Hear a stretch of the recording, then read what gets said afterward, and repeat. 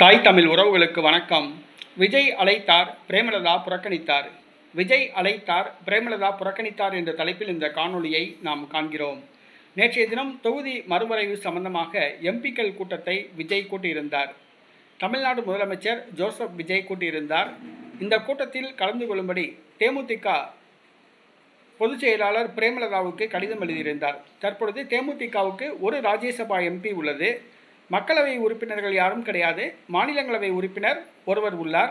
அது பிரேமலதாவின் தம்பி சுதீஷ். தற்பொழுது திமுக கூட்டணியில் பிரேமலதா உள்ளார்.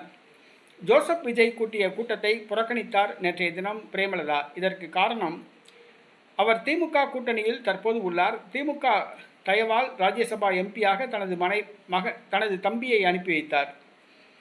திமுக தயவால் தான் பிரேமலதாவின் தம்பி சுதீஷ் எம்பியானார். அப்படி இருக்கும் பொழுது விஜய் நடத்திய கூட்டத்தில் கலந்து கொண்டால் திமுகவின் கோபத்துக்கு ஆளாக நேரிடும் என்று பிரேமலதா கருதினார். அடுத்ததாக, விஜய் ஆட்சி அமைக்கும் போது தன்னை கலந்து ஆலோசிக்கவில்லை, தன்னுடைய ஆதரவை கேட்கவில்லை என்ற ஆதங்கம் பிரேமலதாவுக்கு உள்ளது. மூன்றாவதாக, பிரேமலதா தற்பொழுது பாஜகவுடன் கூட்டணி அமைத்தால் மந்திரி பதவி கிடைக்கும் என்று கருதி திரைமறைவு பேச்சுவார்த்தை நடத்தி வருகிறார் பாஜகவுடன்.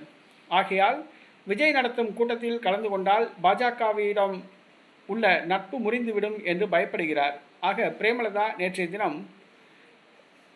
விஜய் அழைத்த அந்த தொகுதி மறுவரைவு எம்பிக்கள் கூட்டத்தில் கலந்து கொள்ளாமல் புறக்கணித்தார். இதற்கு காரணம், திமுகவின் கோபத்துக்கு ஆளாக நேரிடும் அல்லது பாஜகவிடம் உள்ள நட்பு சிதைந்துவிடும் என்று கருதியுள்ளார். ஆக நேற்றைய தினம் விஜய் நடத்திய கூட்டத்தை பிரேமலதா புறக்கணித்துள்ளார்.